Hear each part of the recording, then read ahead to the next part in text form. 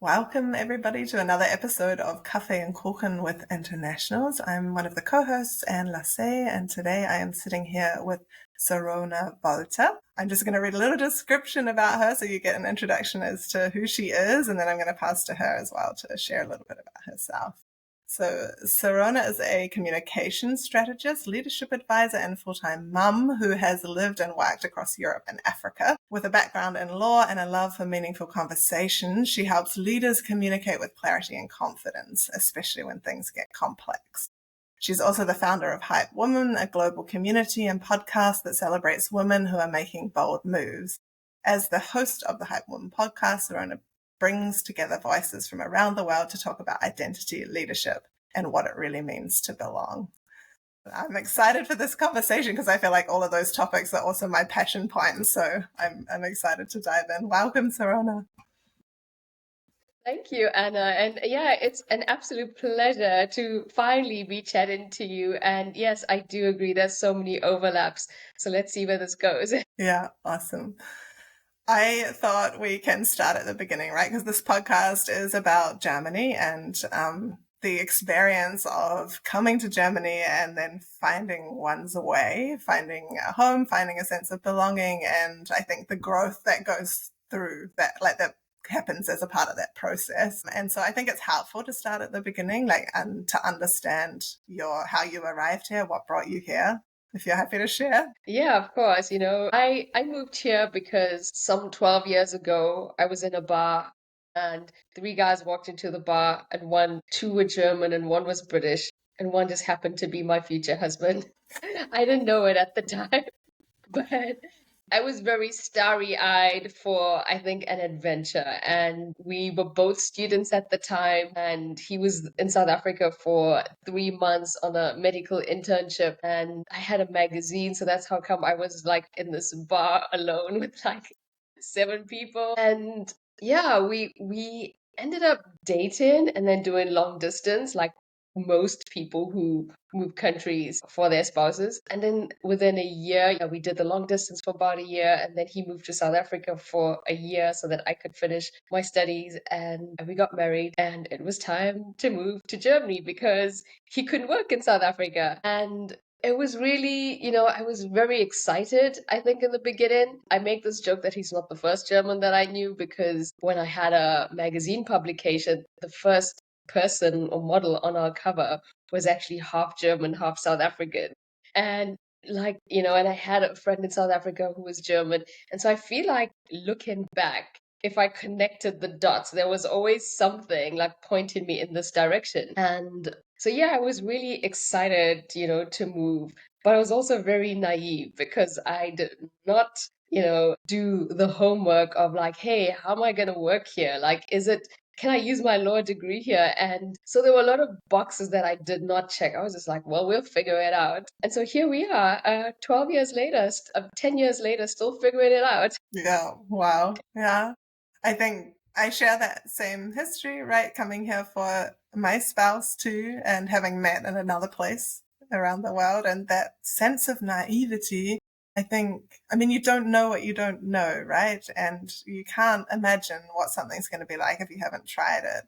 And so I think that that is something that a lot of us share. I think anybody that moves to a new place brings with them a sense of naivety. Yeah, absolutely. And I mean, here's the thing, right? Like looking back, you're obviously, I mean, I'm sure it's the same for you as well. You look back and you think, if I knew this, what I know now, I would have really pushed the German. I would have, found a job in the field that I want to enter into first, or, a little bit more preparation. But at the same time, we're also very, I think, resilient in character. And I think I was just open to adventure. And so it was also the thrill of not knowing and figuring it out like as you go along. And that was also exciting, and even to this day, I think that still is who I am. And so, like I've worked in companies now building like communication strategies. But even when you have this perfect plan, you should always leave room for a little bit of magic, like something spontaneous to happen. to be able, because like, I think as humans, this is how we connect with each other. Like we follow the curiosity, and sometimes the world tells us to be overly prepared, and this is the ironies that I married a German who is overly prepared. And I'm always like, no, just like, let's figure this out. Like, I don't want to go on a holiday and have every single day planned. He used to be like that. And now I'm like, don't tell me. Let's just discover something new. Yeah. Yeah. I think often as humans, right, we're seeking this sense of safety, and sometimes that can look like planning and trying to like lay out how our life is going to be. But the reality is that we can't. Like, I think I can't remember what percentages. I was reading it the other day. Someone had written there's a large percentage of life that we just have zero control over, and to be able to accept that and realize that things are going to happen in our lives that we don't necessarily predict, even if we're playing it Absolutely. safe, right? So I don't. 100%. And even worse for those people who overly plan. And then, like, remember the pandemic happened. And then, and I think, again, it's a skill set learning to thrive in spaces where circumstances are always changing.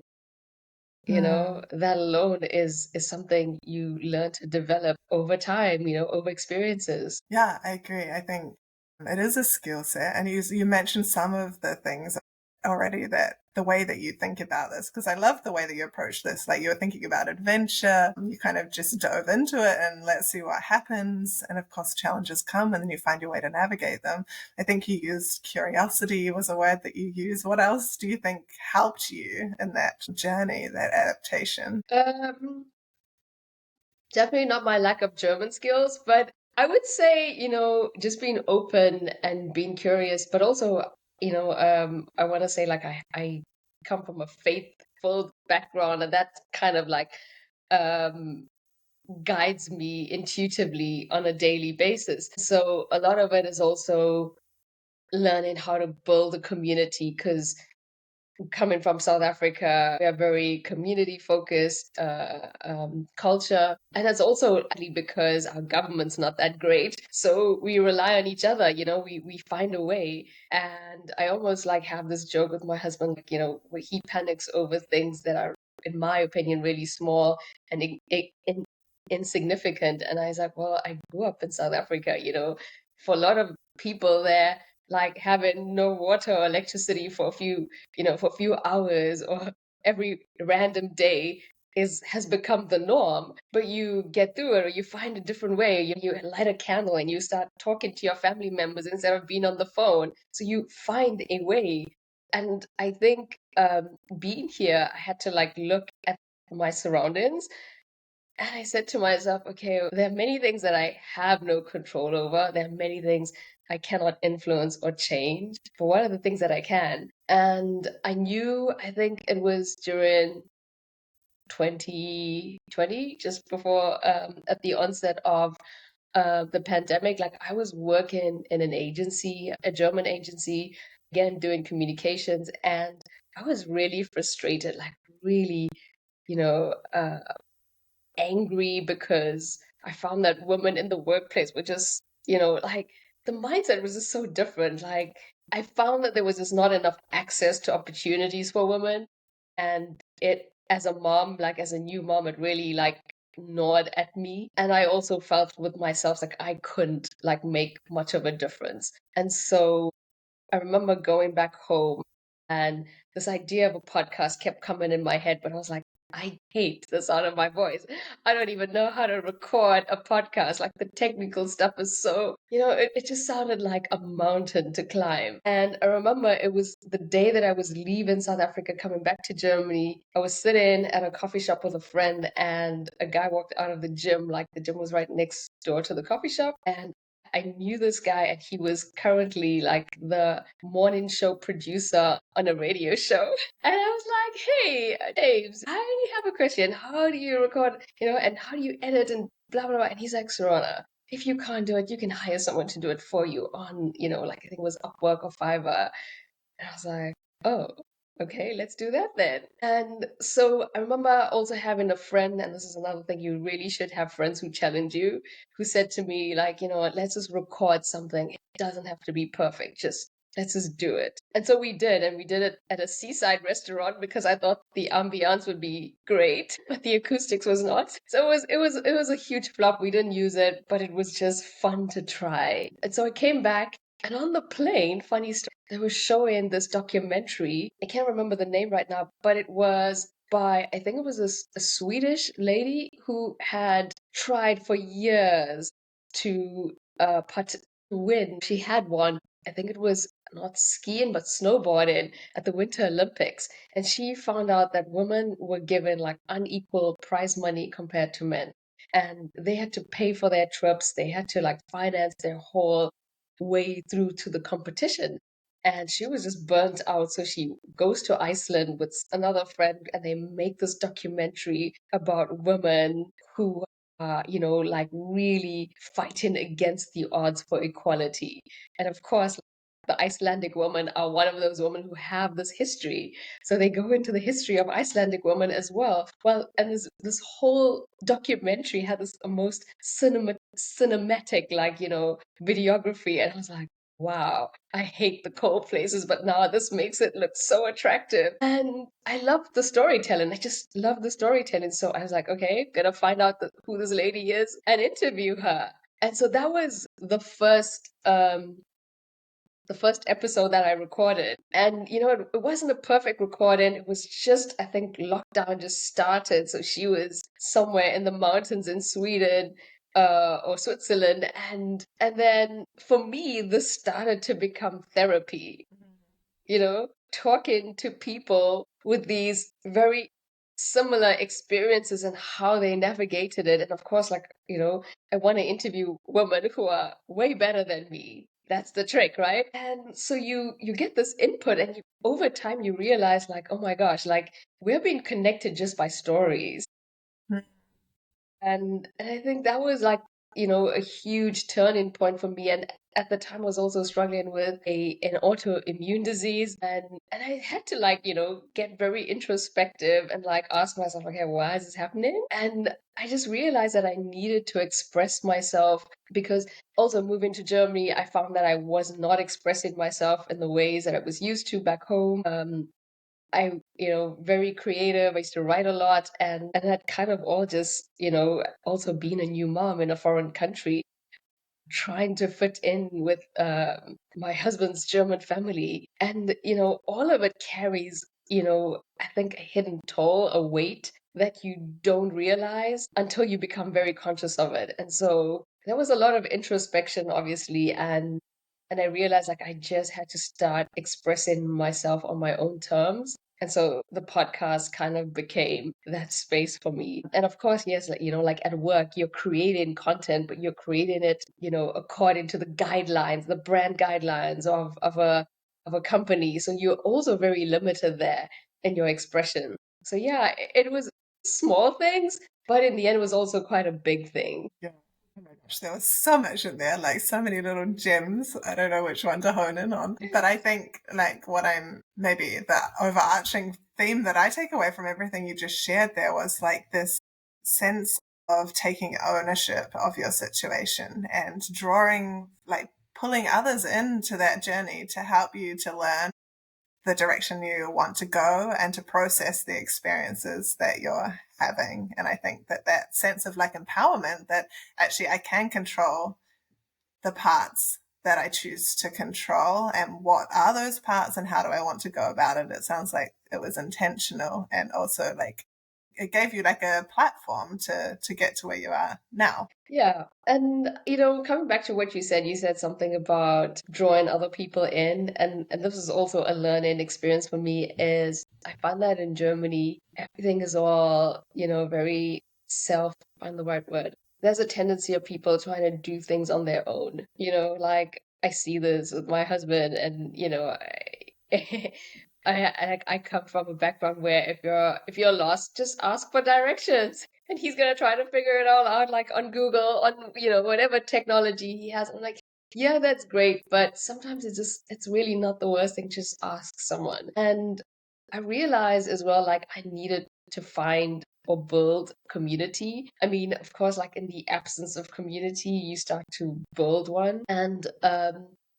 And I don't know if you've had this experience, but moving to Germany is like, there's change and there's change. It's like you want to experience change, but then too many changes can also be traumatizing. Yeah. And so where is the happy medium? Like for instance, I've never been skiing in my life, right? And winter on its own was a culture shock for me. Mm, I've had like all year round summer and then, Christmas, although it looks great in the movies, I was like, what the heck is this? I need sunshine, I need beach, I need slops and yeah, it was different. For the first 4 years, around that time of the year, my mind is always like, what the hell is going on? And sometimes you can't share this with people around you because they're like, what are you talking about? This is totally normal for us. yeah. And you're like, not for me. But I realized like having people go through shared experiences makes a huge difference. Nowadays, I laugh when I hear other South Africans talk about their interpretation of transitions. And I'm like, I'm not crazy. Yeah. So yeah, it is important to share these things with people. And so yeah, like after we launched the podcast, when we could meet again, I started to host workshops because again, it was just this need for community because I know I cannot carry this on my own, and having people share in a safe and vulnerable space is so valuable because a lot of people are like, oh wow, me too. Like I've been through that too. Be it like awkward conversations with in-laws, just really like, understanding cultural context, or things we do with our kids. There's so many nuances that there's no playbook for it. Yes, definitely. I felt the same draw like when I came here. I think you're talking about change versus change, right? And I think when you move countries and your whole life gets turned upside down, you also take on a new identity, right? From this person that lived in your home country to an international person that is different to all of the people around you. And so there's just so much change all at once. And I almost think it's impossible to find yourself in that situation where it's always the good change. Like you're always going to be, because there's so much all at once, it's always going to be a little bit of the change that's too much and that you have to find your way through it and to grow and to adapt. And it's not always going to be easy. There's going to be some parts of that that are really painful. So I experienced that I did the same thing. Thought, okay, I have needs for connection, needs for like connecting with people that have shared experience. What am I going to do? And then I just started to reach out and try and fill all those gaps, right? It wasn't easy and it was really outside my comfort zone. I'm an introvert, and to reach out to people and ask for help was hard for me, but I did it anyway because that need was so great. And it built something really powerful. And I think it shows you also how much you're capable of as a human, right? When you get put in a situation where you have to put yourself outside your comfort zone, then you manage, you find a way, and you grow through that experience. It can be in some ways empowering, I think, to see what you're capable of and to build confidence in doing that. You know what's interesting? Like, so the thing about moving out of your comfort zone is, and you said this, like they can be changed and changed. You take these baby steps, right? So that it's not overwhelming. And I don't know what your baby steps were, but for me, it's like small things. Sometimes if I have just one conversation in German a day, I'll be like, yay, baby steps out of my comfort zone. Again, hating the cold. And in winter, I would like challenge myself every day, just go for a walk, like just do it, as horrible as it feels, just do it. I mean, of course, now I can do so much more than that. Uh, but in the early days, like I would just like look for reasons to stay indoors. And yeah, like so I think it's also realizing that you can get out of your comfort zone one step at a time. And over time, those steps become, marathons, if you will. Yeah. I feel like that's so important. What you're talking about there is, for me, it was difficult if I thought about where I was at the time that I first arrived and where I wanted to be and that gap. I could see that gap Yeah. so clearly, and realizing that, or becoming like building a sense of acceptance that I am where I am, and that these Yes. baby steps are all I can do right now, and trying to become okay with that. I think that process was quite difficult for me. But I think it's important to know, because if you like, there's that growth zone, right? Outside the comfort zone is the growth zone. And Yes, then there's like the beyond that, and it can get too hot, too much, and the nervous system shuts down. And so to be in the growth absolutely. zone, stay there and be okay with that, and like be also very kind to yourself and the fact that you are where you are, and that's okay. Yeah, outside the growth zone is the danger zone. Danger zone, yeah, that's it. But no, and coming back to what you said about self-acceptance, that was a huge thing for me because I don't know about you, but if you're like an overachiever, you want to achieve things in a ridiculously short amount of time. And then you realize this is not happening. Like, this is not working out how I thought it would. And I think that was also, like my dad came to visit me when I first got ill, and he's like, what's really wrong? And I was like, well, things are going a little bit too slowly for my liking, you know? Yeah. But I had to accept that. And I think when we accept that, we also learn to be present in the moment. And I really had to give myself permission to just like rest as well and slow down.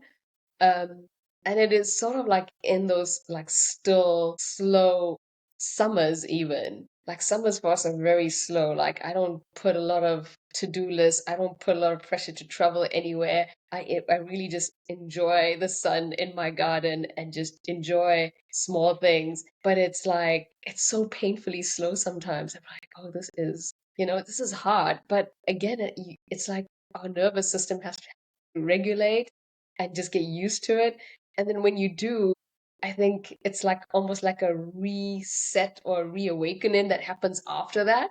I don't know if you've experienced that, but that's something that's happened to me. Yes, I had to learn that as well. And I remember there was a time in my life, probably when I got introduced to coaching and did a lot of the self-reflection type work, where I realized the significance of presence and slowing down. And I remember going for a walk out on my street and really like taking the time to like try and notice the flowers and all of the details on this walk. And I came home feeling so alive. Like I really distinctly remember it. And yeah, it's so important. Yeah, and I mean, we can apply this to like any situation in life, in work and relationships. Being present, just also like we're sitting here, we're having this conversation, and we're forced in a way to actively listen, Yeah. right?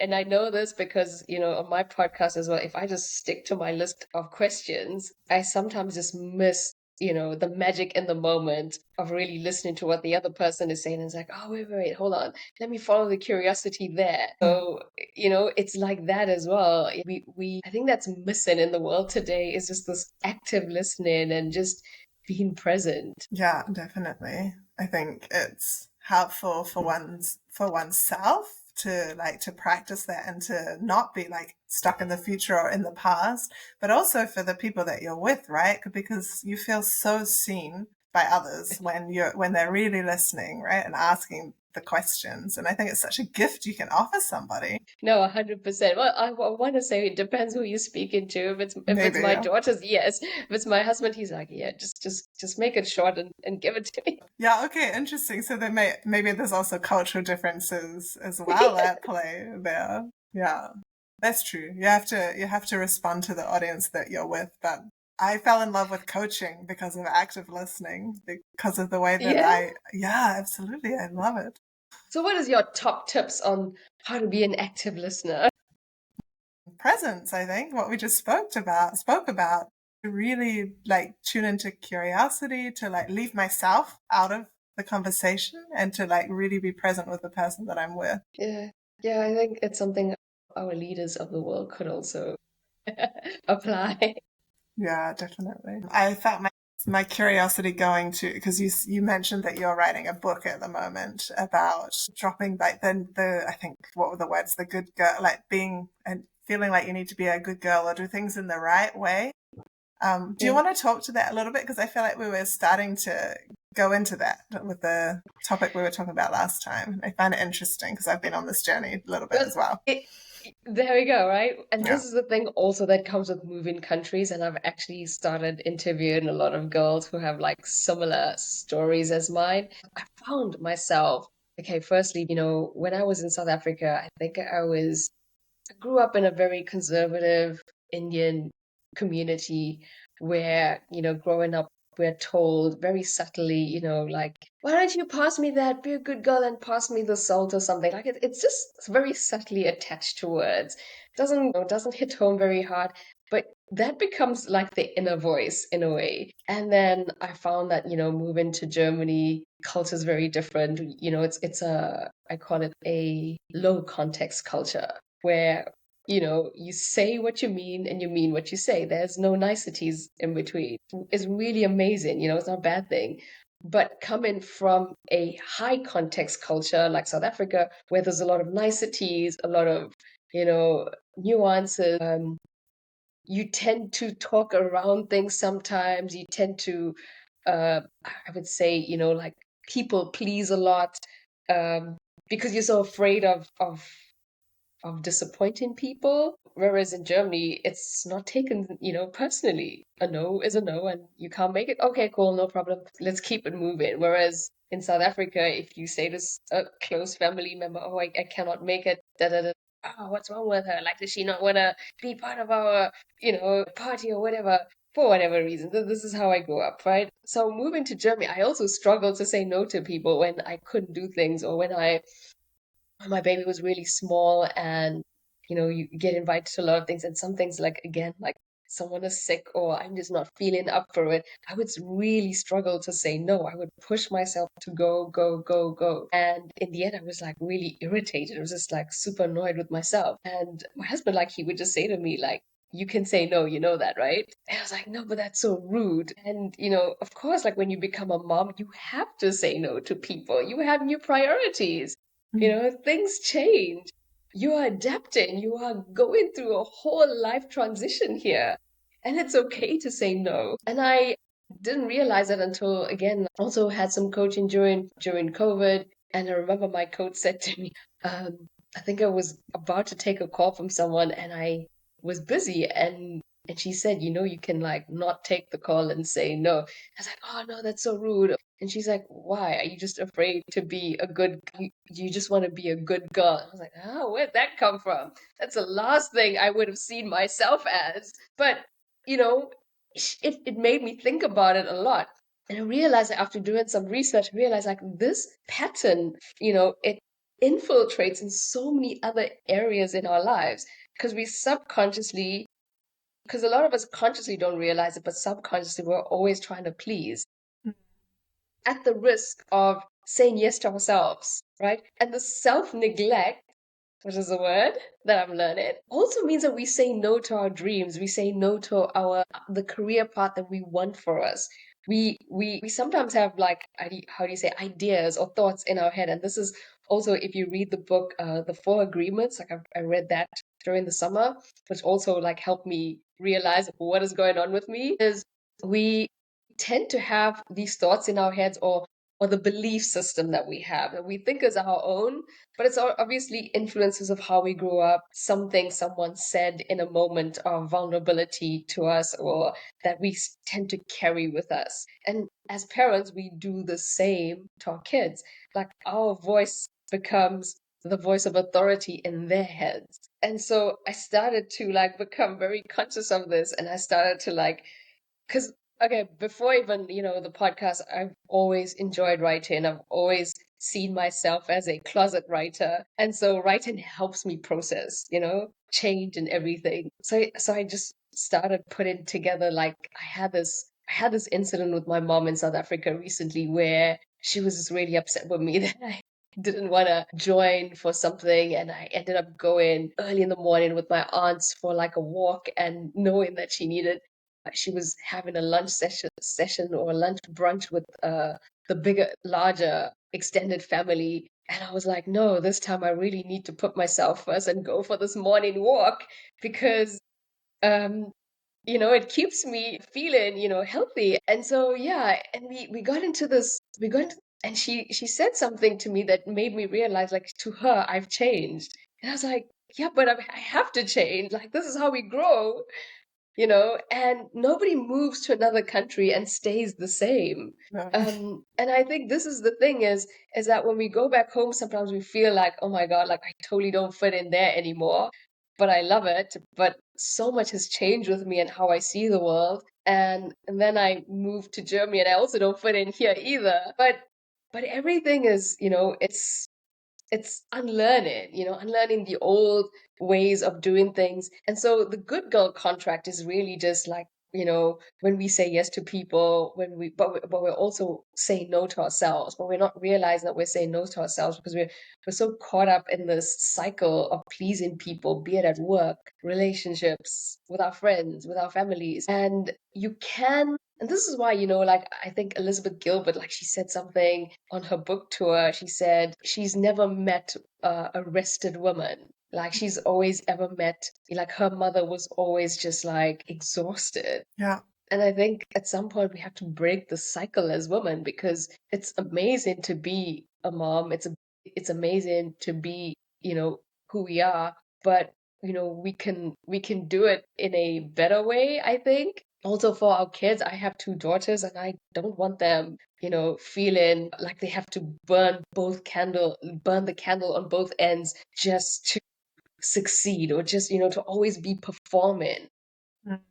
And this is, I think, the book is kind of like a workbook on understanding where the good girl contract plays out in our lives in different scenarios and how we should recognize it and what we need to do to overcome it. So it's very practical, really. But what I've also done is like taken a collection of women who've gone through this and put their stories in because again, storytelling helps us relate better, and see each other in each other's problems or situations, and you go, oh wait, this is crazy. Like she grew up in New Zealand, I grew up in South Africa, but we both went through this. Yeah.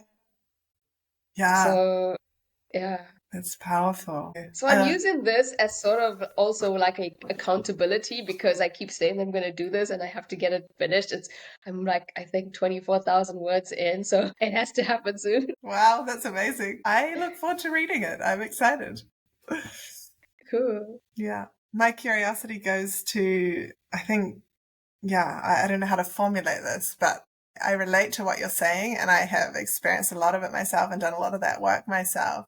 And Yeah. I still have this curiosity or this like, maybe this idea that Yeah. I grapple with in this topic, which is I want to stay true to myself and my values and to really like listen to my own body and to put myself first because then I can show up as my best self and in relationship as my best self. And there's the reality of society and the world that we live in, right? And that is out of our control as an individual. And we still have to fit within that. And so I get this like, there's almost like this tension, I suppose, that I Yeah. feel around what do I actually need and what would I like to live or how would I like to live? Yeah. And then this is the reality of my situation and how do I kind of navigate that bridge? Do you know what I mean? I totally get it. And you know what? That is very interesting though, because this is something I think all of us go through. But there's this saying by excuse me, I have brain fog, but there's a saying by what is the Apple guy? What is his name again? The former founder and CEO of Apple. Do you know I, it? I also, my Oh, brain you have also forgotten doesn't. his name now. Great. Okay, no worries. But there's a really good quote that he has, and he Steve says that when Jobs. you look, yes, Steve Jobs. There we go. Look at us. We've all forgotten about Steve Jobs now. But okay, the quote of like that he has is when you look at the world around you and you realize that most of it is created by people like you and I that are no smarter than you and I, you realize that you can change it. And that, I don't know why, but that just did something to my brain. And also the fact that, like a lot of my work has been like communication coaching. And for some weird reason, I end up coaching a lot of men who are in very senior positions. And after a while, I'm like, you're not that smart, but you have a lot of influence. And the thing is, it's I who have putting a lot of people on pedestals, and I'm like, oh my God, like I should be. I expect so much from myself because I need to fit in. I need to have this appearance. But again, and this comes back to, visibility, women in the workplace, like, putting ourselves out there, marketing our businesses. We have this subconscious good girl contract where we're like, oh my God, like, what is my dad gonna think of me? What is so and so gonna think of me? Like, I'm not an influencer. I don't want to spam everybody's feed. I get that. But what about those people who are doing it and winning because, hey, that's what it takes to build a successful brand? They're introverts too, but they're just grinding. And I think this is the thing. It's like once you get out of your head, you realize not everyone's thinking of you. No one cares. You think that they care. They don't care. And so this is the thing. It's also breaking out of um, fitting in. How's that gotten anyone anywhere? Yeah. Do you know what I mean? I don't know about you, but I love watching or reading memoirs of founders or people who've done things differently. And that's the thing, they've done things differently. That's why they're able to, now look like change and shift society. You don't change or shift society by playing it safe. Yeah, 100%. I think that's, oh my gosh, I love that answer so much because I think that gives me like a super nice reminder that it takes Yeah, courage to choose that yeah, path of really being yeah, true to yourself. And it will take like changing old patterns and yeah, asking yourself the hard questions and maybe also it not like going right for some time and then to keep going and to use that as yeah, like a yeah, lesson and to learn how to change or tweak something. So yeah. And I would love to ask you then, like, because we're kind of talking entrepreneurial territory, right? Like how do we build a business or how do we show up in life in a way that is different?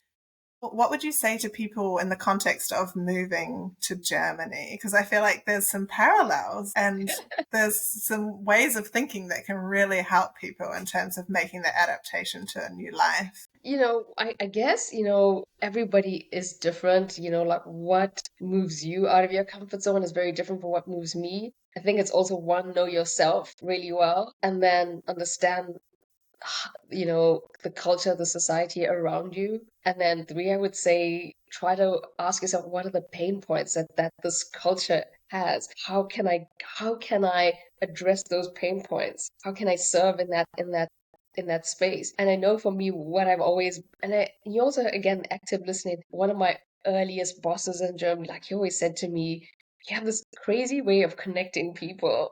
And I was like, in my head, I was like, yeah, but that's what it means to be South African. We all do that.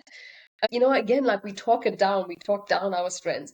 Or someone else would say to me, like during coaching, you have a very nice way of bringing abstract things in, and people go, oh, I never thought about that.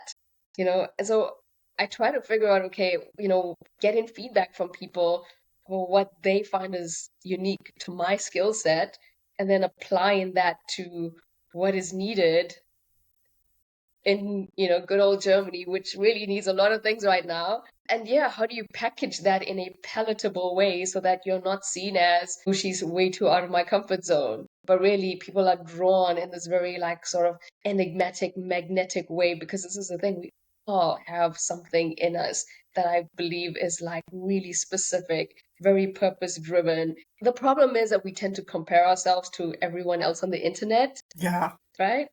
Even though you have a podcast, I have a podcast, but you're doing it differently. I'm doing it differently. It's kind of same, but Yeah. different. And then, you can also collaborate. You can also, and I found this recently, what is happening with me is like last week, I was at an event in Cologne, and I always steer away from many German only events because of the language and yeah. But I learned so much, and it opened my eyes. And in a way, like again, you're asking about coming out of your comfort zone. We tend to stick to like English only events. And I remember one time I went to a very small like networking brunch. It was all in German. And I said, you know what, I'm gonna just try to understand at least 60% of it. And I'm sure there's someone else who's gonna interpret it for me. And so I went and I met so many women who were able to like, switch to English with me. And the lady that was actually given the keynote, like she came to me, she told me the whole thing again in English. And then I had her on the podcast for an interview, and she spoke about like feminine culture in workplaces in the tech world. And I was like, oh, if I didn't go, like, and she was so open, she was so interested. And I think these are the people that build bridges for us. And this is what you want to do in Germany. You don't want to be on the periphery of the society in your little expat bubble. You want to build this bridge and you want to have just as many expat friends and German friends, really good friendships. And I think that is equally important. Yeah, I agree. I think it is super important. And maybe I would give a little bit of courage to anyone listening that feels like that's way too much for me right now. Because, right, if maybe they've been here a year and it's all very new and it feels like way too much, but at some point it won't anymore. And I Yeah. think when you do embrace this way of thinking and taking those steps, that it also gives you a sense of purpose, right? If like you were talking about finding your own strengths, right? And your own things that you're good at and the gap that you can fill personally. Nobody else is you or exactly like you are. And when you can find that little gap and fill it and really live that, then, I mean, for me anyway, it worked this way that I found such a sense of purpose and even a sense of belonging. Even though it's not home, like I still wouldn't call it home. I still feel a sense of like I have a place here, and I think that's really powerful. I agree. And for me, it's also been belonging is also, you also create it to a large extent, over time, you create the rituals that you need to create to make this place home. You decide, like, look at your community around you. And like in our little neighborhood, we didn't know anyone, but I go to the local events. I go to the school events, and you have these awkward conversations with parents. It is what it is, but what matters is you're trying. It doesn't have to be perfect. You don't have to be best friends after three conversations, but you can just keep trying. And I see it as kind of like like I have this in my head, like this visualization of a city on this side and then a valley or a river that divides, and then a city on the other end, and these towns both kind of need to like communicate with each other. So they throw a rope across, and then someone throws it back, and they throw it back, and back and forth until you have this strong bridge that connects, two of these divided spaces. And it doesn't happen like in one throw that you have this strong connection, this strong bridge. It happens over time. And that's how I see it is you cannot build these, foundationally strong relationships in a short space of time. So yeah. That's a powerful image. I love it. I think, and also a beautiful place to start to wrap up. Like this sense of one step at a time, one rope at a time, and then you have Yeah, your strong yeah, bridge at the end. It's yeah. a beautiful thing for people to take with them, I think, from our conversation. Is there, before we stop, is there any last words that you would like to share with anybody? Or I don't know if you want to share more about your community, for example. I just wanted to give the floor to you to wrap up with anything that feels important. Yeah, thank you so much for having me here. And I really also love the conversation. And yeah, I have a community for women, and again it's aimed at women going through transitions. And like it started off just let's just see where this goes. But now I realize, for a lot of women, transitions in the workplace, in your personal space, but really I like to focus on the communications and visibility part, because again, I feel like that is the one thing that we do have to take control over. Like we all have access to the internet. We all have this ability to create something. We have a voice, and collectively, like these voices together have the power to shift the dominant narrative. So this is what I encourage women to do is, like whether you're expressing yourself through art, through content, whatever it is, but I think you're shaping a narrative. And I have this conversation like, with this best friend of mine who's a writer, and she is, someone that I really look up to. And at the back of my mind, we all have this someone where we're like, I want to be like that person. Like she's that person for me. And she's single, and like I said to her, but you don't want to get married. Like you're writing so well right now. You're gonna not have time to write when when you're married with kids and stuff. And she says to me, yeah, but I don't know what it's like to be you. I don't know what it's like to be a mom in a foreign country. And I was like, yeah, she's right. And I think sometimes we really have to just celebrate ourselves. Oh, none of our journeys are perfect. Maybe we're not where we want to be, but it's the journey. And I think that's the thing, is that we're so focused on the outcomes instead of just like the process. The journey is, that's the deal. Yeah. So yeah, enjoy that. Yes. Yes. Amen to that. Definitely. Thank you so much for being here with me. It was such a pleasure. I had such a good time. And we'll see each other soon, I'm sure. Thank you so much.